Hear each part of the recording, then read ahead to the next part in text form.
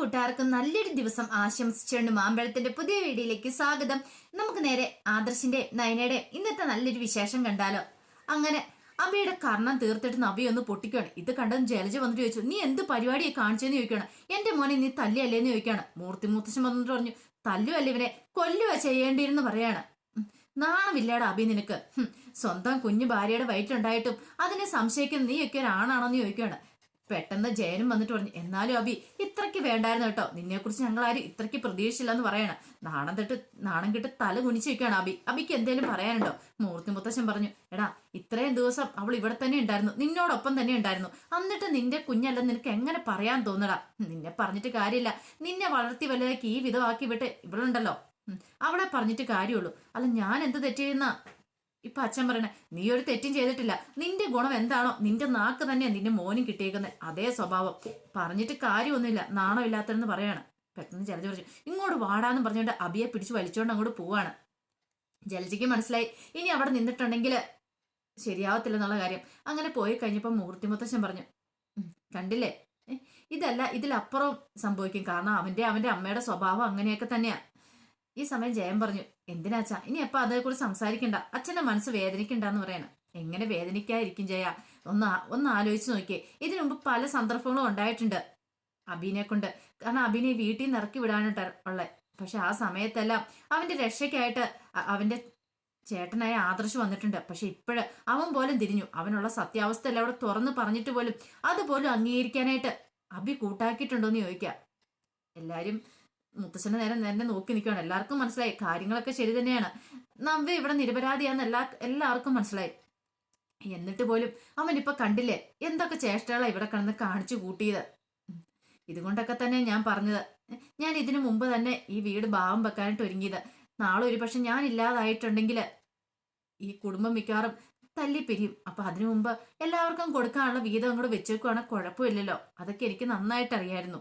ഈ കൂട്ടുകുടുംബം ഒന്നും ഇന്നത്തെ കാലത്ത് പ്രാക്ടിക്കൽ അല്ല എന്ന് പറഞ്ഞിട്ട് മുത്തശ്ശൻ അങ്ങോട്ട് പോവാണ്. നായനയ്ക്കും എല്ലാവർക്കും വല്ലാത്തൊരു സങ്കടമൊക്കെ ആയിപ്പോ ഈ സമയത്ത്. പിന്നീട് അഭിനയം വിളിച്ചോണ്ട് പോയിട്ട് ജലജ ഒന്ന് എന്നിട്ട് ചോദിച്ചു, എടാ നിനക്ക് നാണമില്ലടാ, നീ കുടിച്ചിട്ടാണ് ഇങ്ങനത്തെ കാര്യങ്ങളൊക്കെ അവിടെ അവതരിപ്പിക്കണ്ടേ?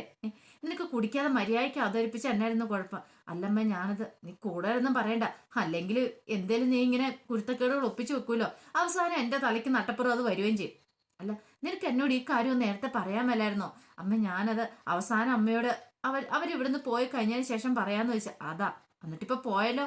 എത്ര വട്ടവാടാ ഇങ്ങനെ അബദ്ധം പറ്റുന്നേ? ഒരു മനുഷ്യന് ഒരു തവണ അബദ്ധം പറ്റിയ സമ്മതിക്കാം, ഇത് എപ്പോഴും നീ കണ്ടിന്യൂസ്ലി നീ തോൽവി ഏറ്റുവായിക്കൊണ്ടിരിക്കുവല്ലേ. എന്നിട്ട് പിന്നെ തിന്ന് പറയുന്നു. ഒരു കാര്യം ഞാൻ പറഞ്ഞേക്കാം, ഇനി ഇതുപോലെ കുരുത്തക്കേടുകൾ ഒപ്പിച്ചുകൊണ്ട് ഈ വീട്ടിൽ നിൽക്കാൻ പറ്റില്ല. നിനക്കറിയാലോ ഇപ്പൊ ഇവിടെ സ്ഥാനം എന്ന് പറഞ്ഞിട്ടുണ്ടെങ്കിൽ എന്റെ ഏട്ടത്തി എന്ന് പറയുന്ന ദേവേനിക്കല്ല, അതിനേക്കാൾ സ്ഥാനക്കൂടലുണ്ട് അവരുടെ മരുമോളും നയനയ്ക്ക്. അവള് പറയുന്ന ഇവിടെ അനുസരിക്കുള്ളൂ. പക്ഷെ അത്രയും പോലും സ്ഥാനം എനിക്ക് ഈ വീട്ടിലില്ല. നിനക്കറിയാലോ എന്റെ സ്ഥാനം എന്താന്ന്, എല്ലാവരുടെയും താഴെ എന്റെ സ്ഥാനം. അല്ല അമ്മ എന്തിനാ ഇടയ്ക്കിടയ്ക്ക് അമ്മയുടെ ഈ സ്ഥാനത്തെ കുറിച്ചൊക്കെ പറയുന്നേ? അങ്ങനെ ഒന്നും ചിന്തിക്കുക വേണ്ട. ഇതേ ഞാൻ ഓർമ്മ വെച്ച നാള് മുതൽ ഇവിടെ മുത്തശ്ശനെയൊക്കെ മുത്തശ്ശിന്നൊക്കെ തന്നെയാണ് വിളിച്ച് വളർന്നു വന്നേക്കുന്നത്. ഇനി അങ്ങനെ തന്നെ മതി എന്ന് പറയണം. അതൊക്കെ നിനക്ക് പറയാം, പക്ഷെ ഒരു കാര്യമുണ്ട്, കുറച്ചാൾ കഴിയുമ്പോഴത്തേനും അച്ഛന്റെ കാലശേഷം മിക്കവാറും ഈ സ്വത്തുക്കട കാര്യത്തിലൊക്കെ ഒരു തീരുമാനം വന്നിട്ടുണ്ടെങ്കിൽ നമ്മൾ വെറും കറിവേപ്പല പോലെ ആയി പോകട്ടോ. അതുകൊണ്ട് മുത്തശ്ശനെ കയ്യിലെടുത്ത് എന്തേലുമൊക്കെ ഞാൻ ഇച്ചിരി എന്റെ വഴിക്ക് കൊണ്ടുവരാന്ന് ഓർത്ത് കഴിയുമ്പോഴത്തേനും നീ അതിൻ്റെ അകത്ത് കയറി ഇടങ്കോലിടുന്ന എന്തിനാ അബി? വെറുതെ മനുഷ്യന്റെ ഉള്ള സ്വസ്ഥത സമാധാനം കളയാനായിട്ട്. ഒരു കാര്യം ഞാൻ പറഞ്ഞേക്കാം, ഇനി എന്തേലും ഇതുപോലത്തെ കുതന്ത്രമായിട്ട് നീ ചെന്നിട്ടുണ്ടെങ്കിൽ ഇങ്ങനെയൊന്നും ആയിരിക്കില്ല ഒരു പക്ഷെ അവരുടെ പ്രതികരണം. മനസ്സിലായോടാന്ന് ചോദിക്കുകയാണ്. അബിക്കാണ് വല്ലാത്ത ദേഷ്യവും സങ്കടമൊക്കെ വരുന്നുണ്ടായിരുന്നു. എല്ലാ പ്ലാനുകളും പൊളിഞ്ഞോണ്ടിരിക്കുക. അമ്മേ അതിപ്പോ ഈ സമയത്ത് അത് അവളെ കാരണം നയന കാരണം ഇങ്ങനെ സംഭവിച്ചേ. അവളില്ലായിരുന്നെങ്കിൽ ഇപ്പൊ മറ്റാളെ നമുക്ക് ഈസി ആയിട്ട് ഇറക്കി വിടായിരുന്നു പറയാം. ഇനി നീ അത് പറഞ്ഞുകൊണ്ടിരുന്നു, അത് പറഞ്ഞിട്ടൊന്നും ഒരു കാര്യമില്ലടാന്ന് പറയാണ്. പിന്നീട് ഗോവിന്ദനും നന്ദും കൂടെ ഒരു പ്രതിമ എടുത്തിട്ട് അതിങ്ങനെ പെയിന്റ് ഒക്കെ ചെയ്തോണ്ടിരിക്കുന്ന സമയത്ത് അങ്ങോട്ട് കനവ് കയറി വരുന്നത്. കനവ് തൊടിയിൽ പോയിട്ട് കുറച്ച് ചീരയൊക്കെ പറിച്ചോണ്ട് കയറി വരുന്നേ. വന്നിട്ട് ചോദിച്ചു, നന്ദൂട്ടാ നീ എങ്ങനെ എന്നും കൊന്നും ഇങ്ങനെ ഈ വിഗ്രഹങ്ങളൊക്കെ മോടി പിടിപ്പിച്ചിരുന്നിട്ട് കാര്യമുണ്ടോ? എത്രയും പെട്ടെന്ന് ഒരു ടെസ്റ്റ് എഴുതി നല്ലൊരു ഗവൺമെന്റ് ജോലി വാങ്ങിക്കാൻ നോക്ക്, എന്നിട്ട് വേണം നിന്റെ വിവാഹം നടത്താനെന്ന് പറയാണ്. എന്റെ അമ്മ പറയുന്നല്ലോ അത്ര ഈസി ആയിട്ടുള്ള കാര്യമൊന്നുമല്ല ജോലി. നിനക്ക് പഠിച്ചാലെന്താ കുഴപ്പം? നിനക്ക് എന്താ ഇവിടെ സമയമില്ലെന്ന് ചോദിക്കുകയാണ്. ഈ സമയത്ത് കനികയുടെ ഫോൺ ബില്ലടിച്ചു. അയ്യോ നയനമോളാണല്ലോ എന്ന് ഓർത്തോണ്ട് പെട്ടെന്ന് പോയി കോൾ എടുക്കണം. എന്താ നയനമോളെ വിശേഷം, അവിടെ എന്തേലും വിശേഷം ഉണ്ടോന്ന് ചോദിക്കണം. അങ്ങനെ കോള് വന്നു കഴിയുമ്പോഴത്തേനും ഒരു ടെൻഷൻ ഉണ്ട് കനയ്ക്ക്. ഇനിയിപ്പോ വീട്ടിൽ വല്ല പ്രശ്നം ഉണ്ടാക്കിയോ അനി, ആ ഒരു ബുദ്ധിമുട്ടൊക്കെ ഉണ്ടാകുന്നുണ്ട്. ഇവിടെ ഒരു കുഴപ്പമില്ലമ്മേന്ന് പറയണേ. പിന്നെ ഒരു സന്തോഷ വർത്താനം പറയാനാ ഞാൻ വിളിച്ചേ. സന്തോഷ വർത്താനോ? അതെന്താ അമ്മേ? അല്ല അതെന്താ മോളേന്ന് ചോദിക്കാണ്. അതോ നവ്യേച്ചി വിശേഷം അറിയിച്ചെന്ന് പറയാണ്. നവ്യോ? ആ എന്റെ പൊന്നു മോളെ, നീയൊക്കെ അല്ലേ അവള് പറയുന്നത് വിശ്വസിക്കുള്ളൂ. ഇതൊന്നും വിശ്വസിക്കാൻ കൊള്ളില്ല എന്ന് പറയണം. അവൾ ഇതല്ല ഇതിലപ്പുറം തരികിട കാണിക്കും. രണ്ടാമത് അവള് തുടങ്ങിയോ അവളുടെ അടവ് അഭ്യാസം എന്ന് ചോദിക്കുക. അമ്മ ഇത് അങ്ങനെയൊന്നുമില്ല. നവ്യേച്ചിക്ക് ചെയ്ത് തളർച്ചയൊക്കെ ഉണ്ടായിരുന്നു. ഡോക്ടറെ വിളിച്ചു വരുത്തിയപ്പോൾ ഡോക്ടറെ കൺഫേം ചെയ്തെന്ന് പറഞ്ഞ. ആണോ മോളെ? ആഹാ സന്തോഷമായിരിക്കുന്നല്ലോ എന്ന് പറയണം. അമ്മ ഒരു കാര്യം ചെയ്യാം, അമ്മ ഇങ്ങോട്ട് വരാൻ പറയണം. ഞാനോ? നോക്കട്ടെ മോളെ. അതെന്താ? അല്ല വരാം, പിന്നെന്താ കുഴപ്പം? വരുക മാത്രല്ല 2-3 ദിവസം നിൽക്കാൻ പാത്രം ഇങ്ങോട്ട് വരാൻ പറയണം. പെട്ടു. കാരണം അതിൻ്റെയൊക്കെ ആവശ്യമുണ്ടോ മോളെ? അതൊന്നും ഒരു കുഴപ്പമില്ല. അമ്മ ഇങ്ങോട്ട് വാന്നും പറഞ്ഞിട്ട് കോള് വെക്കുവാണ്. കോള് വെച്ച് കഴിഞ്ഞപ്പം പെട്ടെന്ന് ഗോവിന്ദന്റെ നന്ദുവിന്റെ അടുത്ത് നിന്ന് പറഞ്ഞു, നവീമോള് വിശേഷം അറിയിച്ചെന്നാ പറഞ്ഞേ. അവർ രണ്ടുപേരുടെ മുഖത്തൊരു സന്തോഷം ഉണ്ടായി. എന്നോട് അങ്ങോട്ട് ചെല്ലാനും പറഞ്ഞു പറയാം. അല്ല ഞാൻ എന്താ ചെയ്യേണ്ട ഗോവിന്ദേട്ടാന്ന് ചോദിക്കണം. അല്ല നിനക്ക് അങ്ങനെ ഒരു ആഗ്രഹം ഉണ്ടെങ്കിൽ നീ പൊക്കോ, പക്ഷെ എനിക്ക് പോണം എന്നൊക്കെ ഉണ്ട്. പക്ഷെ ആ ജലജയുടെ അവന്റെ മോന്റെ അബിയുടെ ഒക്കെ മുഖം ഓർത്തിയുമ്പോ എനിക്ക് സഹിക്കാൻ പറ്റുന്നില്ലെന്ന് പറയാം. അതിനെന്താ കുഴപ്പമൊന്നുമില്ല, നയനമോള് വിളിച്ചല്ലേ. പക്ഷെ എങ്ങനെ പോന്നേ? ഈ പെട്ടെന്ന് നന്ദു എഴുന്നേറ്റ് പറഞ്ഞു, വെറുതെ കൈയോടെ അമ്മയ്ക്ക് പോകാൻ പറ്റുമല്ലോ, പലഹാരമൊക്കെ വേണ്ടേന്ന് ചോദിക്കണം. വേണം നന്ദുക്കുട്ടാന്ന് പറയണം. എന്നാ ബാമേ നമുക്ക് പലഹാരം ഉണ്ടാക്കാന്ന് പറഞ്ഞിട്ട് അമ്മേനെ വിളിച്ചോണ്ട് അകത്തേക്ക് പോവാണ് നന്ദു. നന്ദുവിന് വല്ലാത്ത സങ്കടമൊക്കെ ഉണ്ടാകുന്നുണ്ടായിരുന്നു. കാരണം തനിക്ക് അവിടെ പോലെ പോകാൻ പറ്റുന്നില്ലോ. ഈ സമയത്ത് അനിയുടെ കാര്യങ്ങളൊക്കെ ഉള്ളതുകൊണ്ട് അങ്ങനെ എപ്പോഴും ചെന്ന് കയറുന്നത് ശരിയല്ലല്ലോ എന്നൊരു ചിന്ത ഉണ്ടാകുന്നുണ്ടായിരുന്നു. പിന്നീട് മൂർത്തി മുത്തശ്ശന് ഇങ്ങനെ എല്ലാവരെയും വിളിച്ച് ഓരോ കാര്യങ്ങളൊക്കെ ഇങ്ങനെ സംസാരിച്ചുകൊണ്ടിരിക്കുമായിരുന്നു. ഈ സമയത്ത് മൂർത്തി മുത്തശ്ശൻ നവിയോട് പറഞ്ഞു, അല്ല മുമ്പ് മോളുടെ ആദർശം കല്യാണം നടത്താനായിട്ട് എവിടെ ഞങ്ങളെല്ലാം തീരുമാനിച്ചിരുന്നേ. ആ സമയത്താണ് മോൾ അബിയെ പ്രണയിക്കുന്നതും ആ ഒപ്പം തന്നെ അവനുമായിട്ട് പോയി വിവാഹം കഴിക്കുന്നതൊക്കെ. പക്ഷെ ഇതൊന്നും ഞങ്ങളാരും അറിഞ്ഞിരുന്നില്ല. അത് നിങ്ങൾ സ്വന്തം ഇഷ്ടപ്രകാരം എടുത്ത തീരുമാനമായിരുന്നു. അത് നിങ്ങൾ പ്രണയത്തിലായതുകൊണ്ടാണ്. പക്ഷെ അന്ന് അബിക്ക് നിന്നോട് സ്നേഹം ഉണ്ടായിരുന്നു നീ പറയുന്നു. പക്ഷെ നിനക്ക് അബിയുടെ സ്വഭാവം അന്നും മനസ്സിലായതല്ലേ? അല്ലെങ്കിൽ ഇപ്പൊ നിനക്ക് അബിയുടെ സ്വഭാവം അറിയാലോ. അതുകൊണ്ട് നീ അതിനെക്കുറിച്ചൊന്നും ഓർത്ത് ഇനി ഇപ്പൊ ടെൻഷൻ അടിക്കണ്ട കേട്ടോ. നിന്റെ വയറ്റിലൊരു കുഞ്ഞുണ്ട്, ആ ഒരു ചിന്ത മാത്രം മതിയെന്ന് മുത്തശ്ശൻ പറയാണ്. നവിക്ക് കാര്യങ്ങളൊക്കെ ഏകദേശം മനസ്സിലാവുന്നുണ്ടായിരുന്നു. ഈ സമയത്ത് അങ്ങോട്ട് കനക വരുന്നേ. കനക 2 കയ്യിലും നിറയെ പലഹാരങ്ങളൊക്കെ ആയിട്ടാ വരുന്നേ. അങ്ങനെ കനകയെ കണ്ട് നവി ഓടിപ്പോയി കെട്ടിപ്പിടിക്കുവാണ്. കെട്ടിപ്പിടിച്ചിട്ട് അമ്മയ്ക്ക് എന്നോടുള്ള ദേഷ്യമൊക്കെ മാറിയെന്ന് ചോദിക്കും. എനിക്ക് അങ്ങനെ ദേഷ്യപ്പെട്ടോണ്ടിരിക്കാൻ പറ്റുമോ മോളെ? നീ എന്റെ മകളല്ലേ. എത്ര കാലം എന്ന് വെച്ചാൽ ഞാൻ ഈ ദേഷ്യം ഉള്ളിലടക്കിയിരിക്കുന്നേ. എനിക്കിപ്പോ സന്തോഷമായെന്ന് പറയാണ്. നവിയിൽ ഒത്തിരി മാറ്റങ്ങൾ ഉണ്ടായിട്ടുണ്ടായിരുന്നു. നവി പറഞ്ഞു, എനിക്ക് ഇപ്പോഴാ സന്തോഷം. അമ്മേനെ കണ്ടു കഴിഞ്ഞപ്പോ ഇത്ര സമയം എന്റെ മനസ്സുരുകമായിരുന്നു പറയാണ്.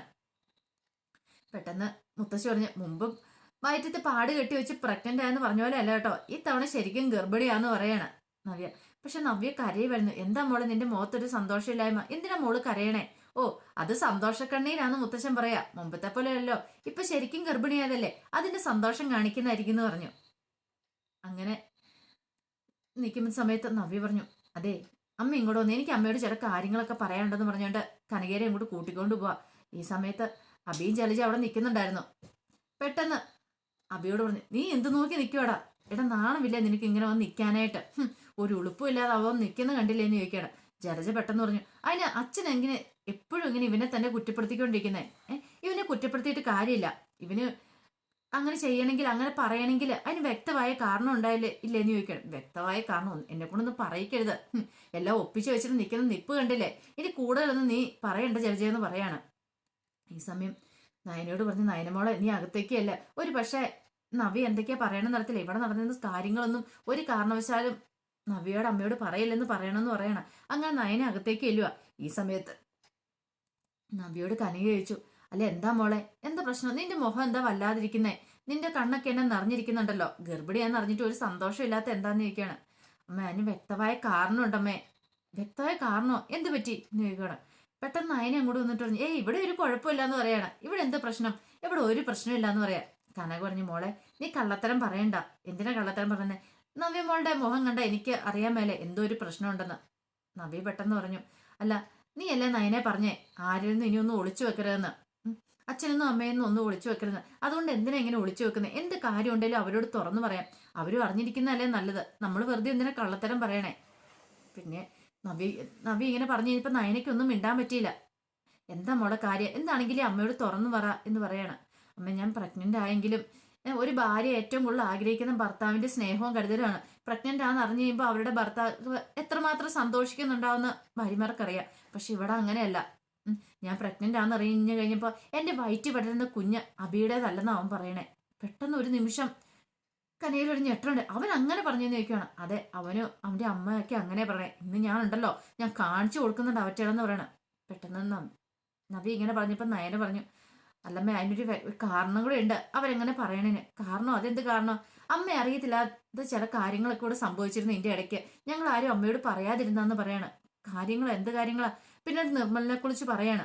നിർമ്മല് വിളിച്ചതും ഭീഷണിപ്പെടുത്തിയും ഫോട്ടോസൊക്കെ ഇങ്ങനെ അയച്ചു കൊടുത്തതല്ല. പിന്നീട് അതിനുശേഷം ഇവര് പുറത്തു പോയതും നവ്യയ്ക്ക് ആക്സിഡന്റ് ഉണ്ടായതൊക്കെ, പിന്നെ പണമായിട്ട് പോയത്, അതിനുശേഷം തിരിച്ചു കയറി വന്നപ്പോൾ ഉണ്ടായ അബിയുടെ കുറെ പ്രകടനങ്ങൾ, അബി കുടിച്ചിട്ട് കിടന്ന് പൊലമ്പീതും ആ സമയത്താണ് പ്രഗ്നന്റ് ആണെന്ന് അറിഞ്ഞല്ലോ. എല്ലാം കേട്ട് കഴിഞ്ഞപ്പോൾ കനകൻ നെഞ്ചത്ത് കൈവച്ചു. എന്റെ ഭഗവാനെ, ഇതൊക്കെ എങ്ങനെ സംഭവിച്ചു? എനിക്കിത് വിശ്വസിക്കാൻ പറ്റുന്നില്ലെന്ന് പറയാം. നവ്യ പറഞ്ഞു, അമ്മേ അവൻ എന്റെ കൂടെ പഠിച്ചവൻ മാത്രമാണ്, അല്ല ഞാനും അവനോട്ട് യാതൊരു ബന്ധവുമില്ല. അത് നയനയ്ക്കും ആദർശാനും എല്ലാം മനസ്സിലായ കാര്യമാണ്. പക്ഷെ ഇതിനകത്ത് അബിക്ക് നല്ല പങ്കുണ്ടോന്ന് ഞങ്ങൾക്ക് എല്ലാവർക്കും നല്ല സംശയം ഉണ്ടെന്ന് പറയണം.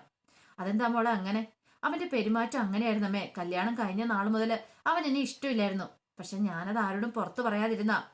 കാരണം എന്റെ സ്വന്തം ഇഷ്ടപ്രകാരമല്ല ഞാൻ വിവാഹം കഴിച്ച്. ഇനിയിപ്പൊ അത് പറഞ്ഞിട്ട് വേറെ ആരെയും ബുദ്ധിമുട്ടിപ്പിക്കണ്ടല്ലോ എന്ന് കരുതിയിട്ട് ഞാൻ അതൊക്കെ മനസ്സിൽ ഒളിപ്പിക്കുമായിരുന്നു. പക്ഷെ അവൻ ഇങ്ങനെ ഒരു ചതി എന്നോട് ചെയ്യുന്ന ഒരിക്കലും ഞാൻ പ്രതീക്ഷിച്ചില്ല. ഇനി ഇതിങ്ങനെ വെറുതെ വിട്ടിട്ട് കാര്യമില്ല. ഇങ്ങോട്ട് ഒന്നേ, ഞാൻ ചോദിച്ചിട്ട് തന്നെ കാര്യം എന്ന് പറയണം. പെട്ടെന്ന് നയനെ ഇടയ്ക്കേറി, അമ്മ ഒരു പ്രശ്നം ഉണ്ടാക്കരുത്. മുത്തശ്ശനെ ഓർത്തിട്ടെങ്കിലും, മുത്തശ്ശന്റെ ഈ മനസ്സ് ഈ സമയത്ത് വേദനിപ്പിച്ചിട്ടുണ്ടെങ്കിൽ അമ്മയ്ക്ക് അറിയാലോ. അതൊക്കെ എനിക്കറിയാൻ മോളെ, അങ്ങനെയൊന്നും സംഭവിക്കില്ല. പക്ഷെ അറിഞ്ഞ കാര്യം ചോദിക്കാതിരിക്കാൻ പറ്റില്ല. മോൾക്ക് ചോദിക്കാനും പറയാനോ ആരുമില്ലെന്ന് ആ ജലജ അബിയും കരുതല്ലോ. ഇങ്ങോട്ട് വാന്നും പറഞ്ഞ് കയ്യെ പിടിച്ചോണം കൂടി ചെല്ലുവാണ്. ഈ സമയത്ത് അബിയും ജലജയും മൂർത്തി മുത്തശ്ശനും എല്ലാവരും ഹാളിൽ തന്നെ ഉണ്ടായിരുന്നു. എല്ലാവരുടെയും ഉള്ളിലൊരു ടെൻഷനൊക്കെ ഉണ്ടായിരുന്നു. കനക ഇനി എന്താ പറയാൻ പോണേന്നോർത്ത്. അങ്ങനെ നവ്യയുടെ കൈയും പിടിച്ച് അങ്ങോട്ട് വന്ന് നിന്നിട്ട് മൂർത്തി മുത്തശ്ശന് മുമ്പ് വന്നിട്ട് ചോദിച്ചു, അല്ല മൂർത്തി സാറേ, ഒരു കാര്യം ഞാൻ ചോദിച്ചോട്ടെ. മുമ്പ് ആ നവ്യയുടെ പ്രശ്നം ഉണ്ടാക്കി കഴിഞ്ഞപ്പോ ഞാനൊന്ന് മൂർത്തി സാറിനോട് പറഞ്ഞ എന്റെ 2 മക്കളെ ഞാൻ കൊണ്ടക്കോളാം. അപ്പൊ മൂർത്തി സാറല്ല പറഞ്ഞേ, അവർക്ക് ഒരു കുഴപ്പം ഇവിടെ ഉണ്ടാവില്ല, പൊന്നു പോലെ നോക്കിക്കോളാന്ന്. എന്നിട്ട് ഇപ്പൊ എന്താ ഇവിടെ സംഭവിച്ചോണ്ടിരിക്കുന്നേ? സ്വന്തം ഭാര്യ പ്രഗ്നന്റ് ആണെന്ന് അറിഞ്ഞു കഴിഞ്ഞപ്പോ വയറ്റ് വരുന്ന കുഞ്ഞ് ഇവന്റേതല്ലെന്ന് പറയണം. ഇതൊക്കെ എന്താ സാറേ ഞാൻ മറുപടി പറയണ്ട? ഒരു കാര്യം ഞാൻ പറഞ്ഞേക്കാം ഇപ്പൊ തന്നെ. കാരണം എന്തേലും പ്രശ്നം ഉണ്ടെങ്കിൽ ഇപ്പൊ പറഞ്ഞു, എന്റെ മോളെ ഞാൻ കൊണ്ടക്കോളാം. അവള് പ്രഗ്നന്റ് ആണെന്ന് എനിക്കൊരു കുഴപ്പമില്ല. ഞങ്ങളുടെ ആ ഒരു സാഹചര്യത്തിൽ ഞാൻ എന്റെ മോളെ കൊണ്ടുവന്ന് നോക്കിക്കോളാം. അവളുടെ വയറ്റ് വരുന്ന കുഞ്ഞിനെ അവിടെ പ്രസവിക്കും. ആ കുഞ്ഞ് അവിടെ വളരും. ഒരു കുഴപ്പം ഉണ്ടാവില്ലെന്ന് പറയാം. പെട്ടെന്ന് മൂർത്തി മുത്തച്ഛൻ പറഞ്ഞേ, അതിന്റെ ഒന്നും ആവശ്യമില്ല, അവൾ ഇവിടെ നിന്നോളൂ എന്ന് പറയാം. പക്ഷെങ്കില് കനക പറഞ്ഞു, എങ്ങനെ ഞാൻ ഇവിടെ വിശ്വസിച്ചേൽപ്പിക്കും? ഇന്ന് ഇവിടെ കുഞ്ഞല്ല എന്ന് പറയുന്നു. ഇവന്റെ കുഞ്ഞല്ല എന്ന് പറയുന്നിടത്ത് നാളെ മിക്കവാറും അവളുടെ വയറ്റിൽ വളരുന്ന കുഞ്ഞിനെ ഇല്ലാതാക്കാൻ ഇവന് ശ്രമിക്കില്ലേ?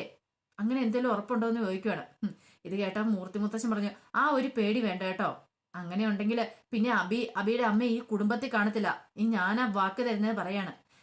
പെട്ടെന്ന് മുത്തശ്ശി പറഞ്ഞു, ഇനി അങ്ങനെ എന്തെങ്കിലും ഒക്കെ ഉണ്ടെങ്കിൽ ഒരു കാര്യം ചെയ്യുക, കനക കുറച്ച് ദിവസം ഇവിടെ നിന്നോളാൻ പറയാണ്. പെട്ടെന്ന് കനകയ്ക്ക് എന്തു മറുപടി പറയണമെന്നത്തില്ല. കനക ഇങ്ങനെ നിൽക്കുക. ജലജ ദേവയാനിയൊക്കെ ഞെട്ടിത്തിരിച്ചു നോക്കുക, വീണ്ടും ഇനി ഇവിടെ നിൽക്കാനോ എന്നുള്ള രീതിക്ക്. അപ്പൊ അതിന്റെ വിശേഷങ്ങളൊക്കെയാണ് നമ്മൾ കണ്ടത്. ഇതിന്റെ ബാക്കി വിശേഷങ്ങളൊക്കെ ആയിട്ട് നമുക്ക് എല്ലാവർക്കും കാത്തിരിക്കാം കേട്ടോ. വൈകുന്നേരം പ്രമോ വിശേഷമായിട്ട് വരാട്ടോ.